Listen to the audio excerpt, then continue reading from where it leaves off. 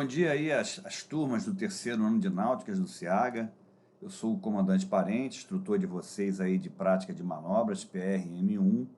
E dando continuidade à nossa disciplina, a nossa videoaula anterior, que foi a nossa primeira, a gente falou sobre a apresentação da nossa matéria, me apresentei para vocês também, falei um pouco sobre a avaliação da aprendizagem, e hoje, efetivamente, a gente vai dar início aí na primeira unidade da nossa disciplina, a unidade de ensino 1.0. Vamos falar sobre curva de giro, dados estáticos do navio, que a gente utiliza esses dados estáticos do navio, principalmente quando a gente está navegando em águas restritas, quando a gente vai fazer uma guinada com alteração de rumo, uma mudança de velocidade, e esses dados estáticos aí são importantes para a gente fazer esses planejamentos de alteração de rumo e de velocidade. Inicialmente, eu vou passar um vídeo motivacional de 3 minutos para vocês verem aí o que é ship handling. Vamos ao vídeo.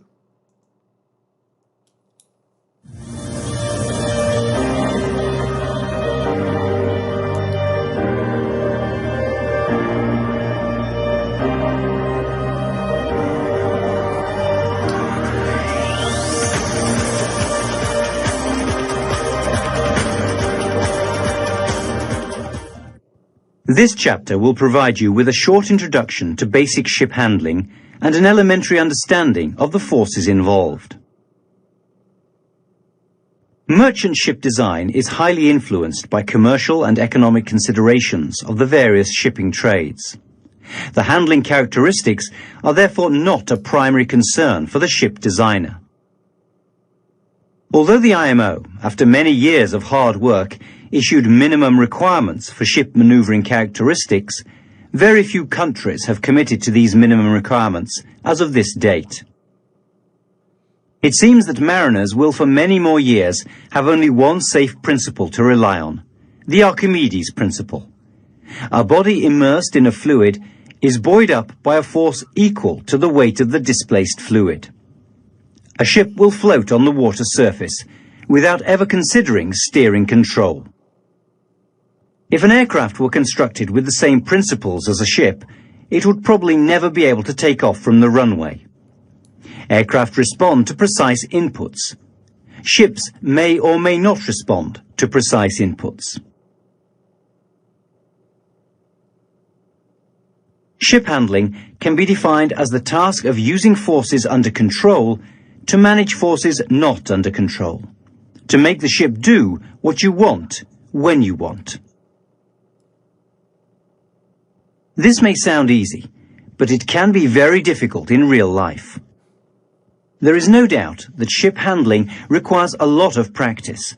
However, good theoretical knowledge about the ship and its surroundings is highly recommended for anyone intending to master the art. A natural ship handler is a person blessed with the ability to make his ship do exactly what he wants, when he wants. Most of us must learn the art of ship handling by studying the theory of ship handling and backing that up with practice on board, under safe supervision.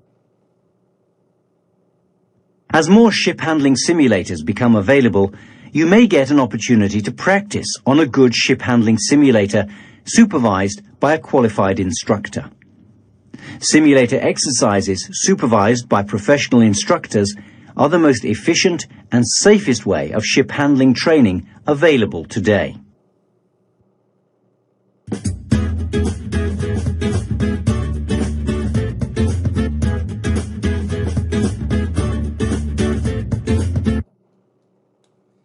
Interessante filme, né, pessoal? Ele fala até ali no final que um bom ship handler, né? É uma pessoa aí abençoada, né, que faz com que o navio faça o que ele quer, na hora que ele quer. Então ele não é um passageiro do navio, ele tem o total controle do navio. Vamos lá, passando agora para o objetivo geral da nossa disciplina, né? Então é proporcionar a vocês, alunos, um conhecimento sobre o comportamento hidrodinâmico da embarcação, as técnicas, os procedimentos de manobra que serão executados sob circunstâncias especiais de vento, corrente, águas rasas, águas confinadas e intempéries de mau tempo, bem como interagindo com outros navios ou outros rebocadores. Então isso aí é o objetivo geral da nossa disciplina que a gente espera ao final.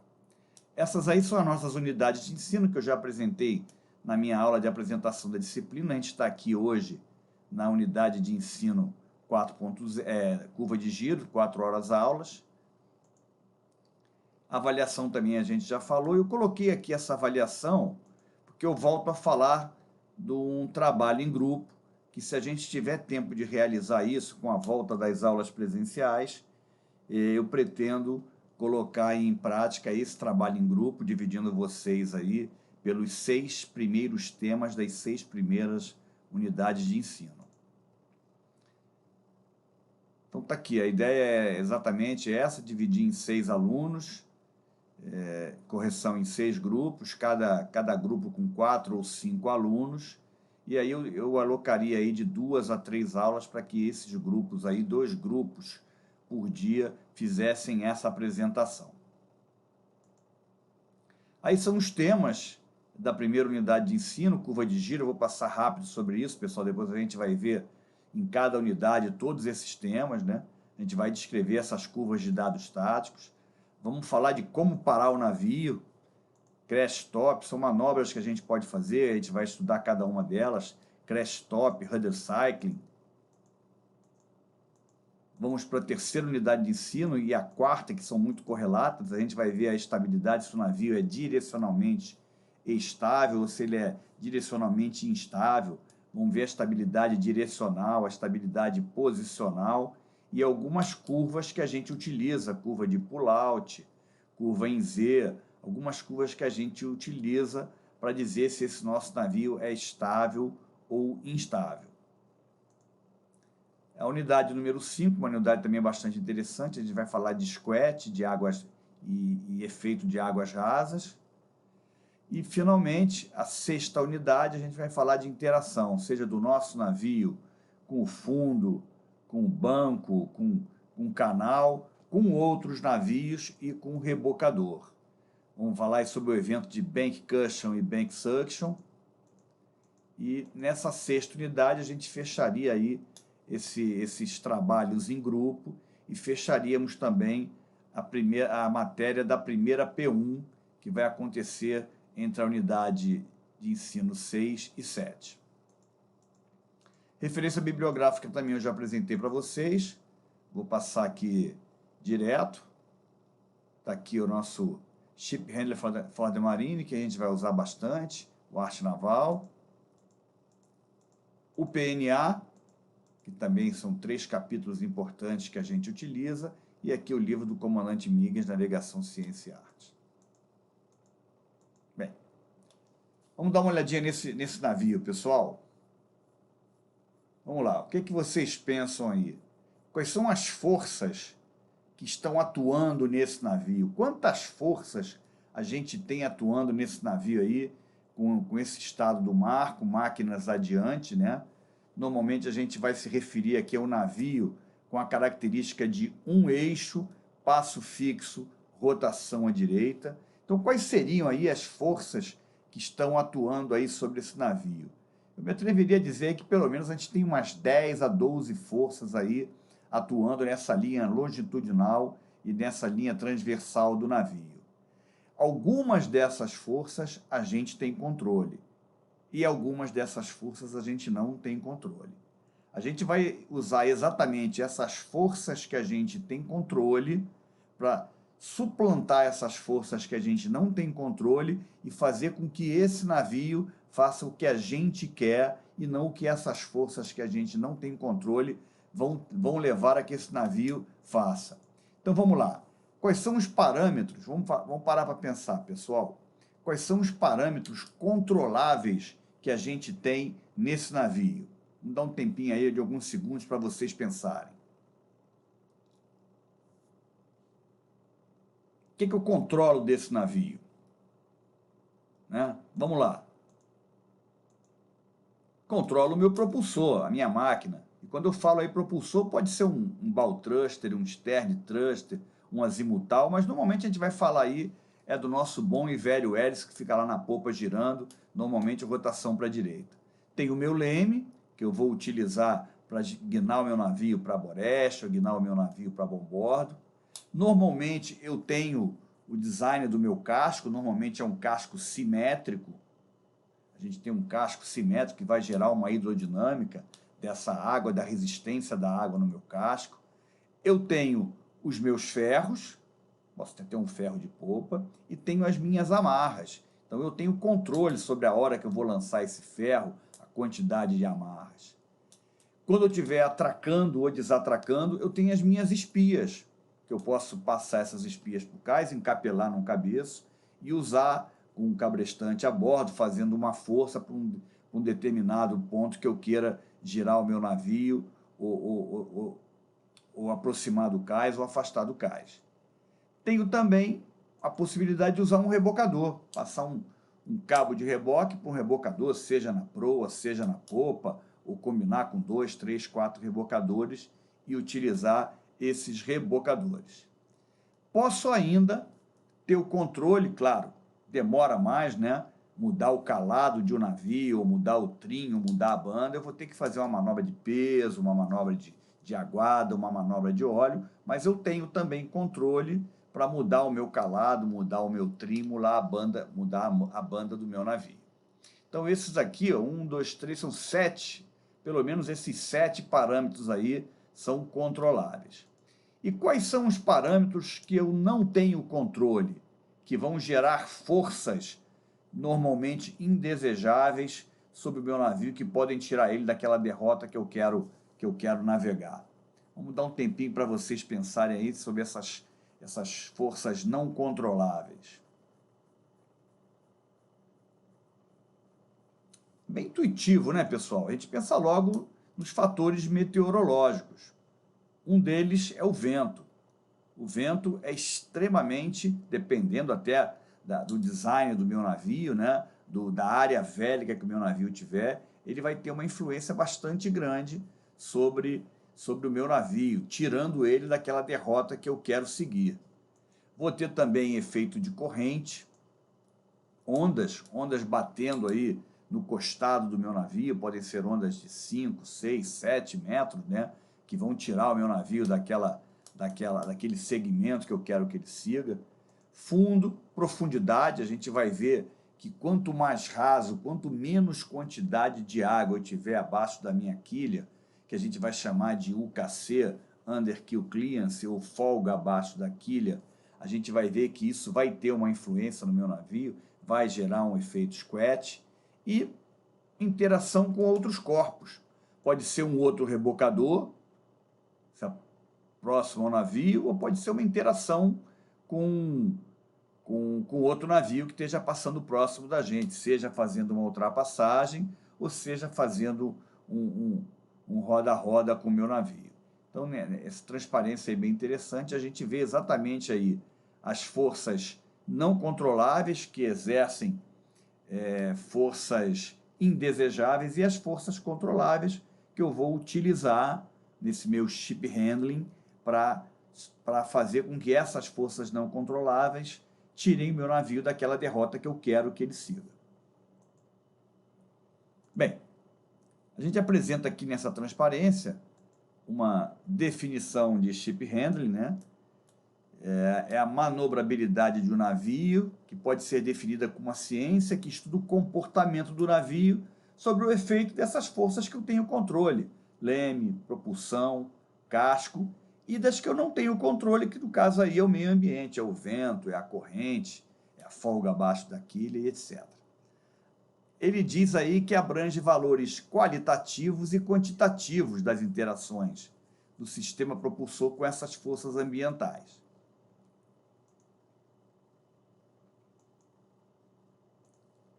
São propriedades evolutivas de cada navio vai ter essas propriedades evolutivas e devem ser determinadas a bordo. A gente vai falar sobre aí as curvas de diâmetro tático. E o que é que vai interessar o comandante, ao piloto, né, até o prático, né, que é o grande conhecedor da região, das condições meteorológicas? Normalmente ele não conhece o navio, mas o comandante, o piloto, conhecem bem o seu navio, né? Então é interessante que ele conheça essas propriedades evolutivas do seu navio e saiba como ele vai se comportar em determinadas situações. E ele diz aí o seguinte: a gente jamais deve tentar obrigá-lo a manobrar de maneira diferente do que ele já manobra. Então, em outras palavras, a gente deve estudar essas qualidades de manobra do navio. Pode ser um navio estável, um navio instável, um navio que guina com mais facilidade, um navio queixo duro, que tem uma dificuldade de guinar, e procurar manobrar esse navio de acordo com a tendência do navio, não com as nossas tendências. Bem, a gente vai falar um pouquinho agora sobre efeito do nosso propulsor, né, do nosso hélice, efeito do nosso leme e efeito até das pás do hélice. A gente vê aqui, deixa eu botar aqui um apontador a laser, né? A gente vê aqui, ó, qual é o caminho que a água percorre depois que ela passa pelo eixo, pelo nosso propulsor, né? Ele faz essa helicoidal e tende para ré.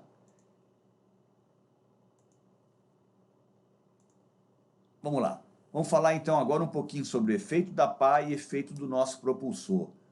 O nosso eixo aqui é um navio de um eixo, passo fixo, rotação à direita, e quando esse navio gira com rotação à direita, ele vai gerar um thruster para avante, mas vai gerar também uma força lateral. No caso dessa configuração de um passo fixo, rotação para a direita, ele vai me gerar aqui, ó, uma força lateral, um side force, levando a minha proa para boreste, puxando a minha proa para boreste, né? E o que é que isso vai gerar? Isso vai gerar aqui no nosso pivot point, né, que o navio tenda a jogar a proa para bombordo levemente e puxar a nossa popa para boreste. Então, sempre que o nosso navio dessa configuração, vou repetir, um eixo, passo fixo, rotação à direita, que gera um thruster para avante, o nosso navio vai ter uma leve tendência de jogar a proa para bombordo e a popa para boreste. Uma leve tendência, é claro que a gente vai ver que quanto maior o navio, quanto menor o navio, essa tendência vai mudar e vai aparecer futuramente aí nas curvas de diâmetro tático. Ainda falando sobre o efeito da pá e do propulsor, a gente tentou simular aí o navio e está ali o nosso hélice, um hélice passo fixo, rotação para a direita, né? E quando a gente vai com máquina adiante, esse hélice vai girar para a direita, como a gente já disse, e eu vou colocar aqui, ó, essa força quando ele passa por cima, e propositalmente eu coloquei até essa força quando passa por baixo mais grossa, mostrando que quando ele passa ali, ele tem uma influência maior no nosso navio. Essa água que ele joga, ele vai jogar na porta do leme, ali a bombordo, vai jogar nas nossas obras vivas a bombordo, e é essa força que ele joga ali que vai fazer com que apareça esse thruster para avante e esse swing que aparece ali em vermelho, jogando a minha popa para boreste e a minha popa para bombordo, que a gente acabou de ver na transparência anterior, quando a gente falou do side force. Quando eu inverto a minha máquina, né, eu estou com rotação à direita, quando eu inverto a minha máquina, eu vou parar o meu motor e vou partir o meu motor fazendo com que ele gire agora para a esquerda. E aí aparece ali em vermelho, e da mesma forma que aconteceu quando eu estava com máquinas adiante, essa força, quando a minha pá passa por baixo ali, mais profundo, ele tende a jogar essa água nas minhas obras vivas de boreste, na minha porta do leme a boreste, e nesse caso vai gerar um thruster para ré. E esse swing vai ser o contrário de quando eu estou com máquinas adiante. Ele vai ter uma tendência de jogar a minha popa para bombordo e a minha proa para boreste. Então, pessoal, voltando aqui só um minutinho. Então, esse é um conceito importante que eu quero que vocês tenham, que vocês coloquem na veia, que sempre que eu estou com o meu navio com essa configuração de um eixo, passo fixo, rotação à direita, e eu inverto a minha máquina de máquina adiante para máquinas atrás, a gente pode esperar, quero que vocês já tenham esse conceito incorporado dentro de vocês, aí internado dentro de vocês, que a proa do meu navio vai tender a ir para Boreste. Meu navio pode ter ainda um segmento para avante, mas a minha proa vai tender a ir para Boreste. Passando aqui essa próxima transparência, nessa transparência a gente vai verificar aí o que é que acontece quando eu deflexiono meu leme, ou seja, eu estou com máquina adiante,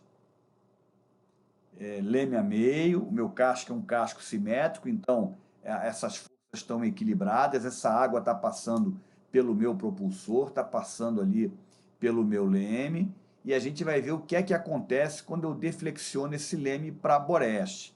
Então vamos lá, olha o que é que acontece aqui. Aquele ponto em amarelo ali, pessoal, é o meu pivot point, que ele normalmente fica aqui a 1/3, 1/4, 1/5 do meu LPP. A gente vai ver que dependendo aí da fonte da minha referência bibliográfica, a gente vai ver que tem alguma discordância aí. Tem lugar que fala 1/3, tem lugar que fala 2/5, mas normalmente a gente pensa aí que ele fica aqui a 1/3 do navio. E esse pivot point ele não é fixo, a gente vai ver que dependendo de como essas forças atuam no navio, que esse pivot point ele se move, vai para avante ou vai para ré, de acordo com ele está recebendo essas forças. Então vamos agora aqui dar uma deflexionada no nosso leme para Boreste e ver o que é que vai acontecer. Aqui o nosso pivot point que já foi apresentado. Quando eu deflexiono meu leme para Boreste, vou voltar aqui com o meu apontador, aqui ó, do lado direito do meu leme, eu passo a ter um aumento de pressão. Gera ali um aumento de pressão e uma baixa pressão aqui do lado de bombordo do meu leme. Esse aumento de pressão, pessoal, ele vai me gerar duas componentes. A primeira componente é essa componente que está em vermelho, que é uma componente de resistência ao atrito, que é uma componente paralela à porta do meu leme, que a gente vai desprezar essa resistência ao atrito. E gera uma segunda componente, essa sim que vai ser importante, que é perpendicular à porta do meu leme, que é essa em azul. A gente vai chamar de uma pressão normal. Essa pressão normal, pessoal, eu posso decompor ela em duas componentes. Uma longitudinal, que vai fazer com que cause uma resistência ao avanço do meu navio, vai diminuir um pouco a minha velocidade, e uma resistência transversal, que vai fazer com que o meu navio, tá ali, ó, a transversal e a longitudinal, essa longitudinal aqui, ó, vai diminuir a velocidade do meu navio, e essa força transversal vai fazer com que a popa do meu navio vá para o lado contrário de onde eu carreguei o leme. No exemplo, eu carreguei o leme para Boreste e a força vai tender a jogar o meu navio, a popa do meu navio, para bombordo.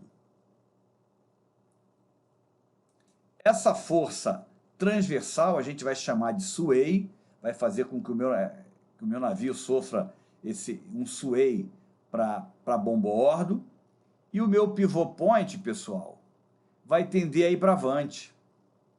E lá avante, a gente vai ter um momento que é um ió, vai fazer com que o meu navio comece a guinar para Boreste e tendo uma força de sway jogando o meu navio para bombordo.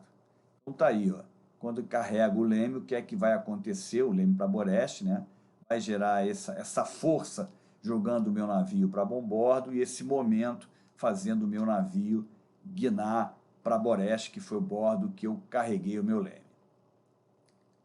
Se vocês quiserem, clicando aqui nessa casinha, tem mais ou menos tudo isso que eu falei para vocês e depois podem retornar.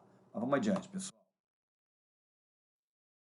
O que acontece quando o meu leme é deflexionado para Boreste? Né? Vamos lá. É mais ou menos a mesma coisa, pessoal, só que é o contrário, né?